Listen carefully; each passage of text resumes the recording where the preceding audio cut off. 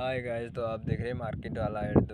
तो हमने एल के शॉट का सिग्नल दिया था, तकरीबन परसों दिया था और माशाल्लाह हमारे फाइनल टारगेट हिट हो चुका है। तो जो हमने ग्रुप में सिग्नल दिया था उसकी रिज़ल्ट आपको चेक करवाते हैं। फाइनल 8 पे पहुंच चुका है।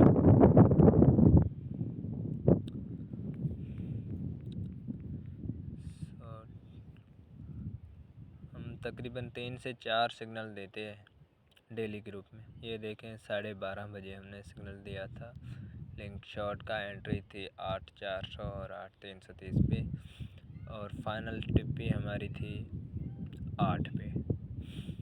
तो ये आप चेक कर सकते हैं, ये चेक करें आल टिप भी हिट।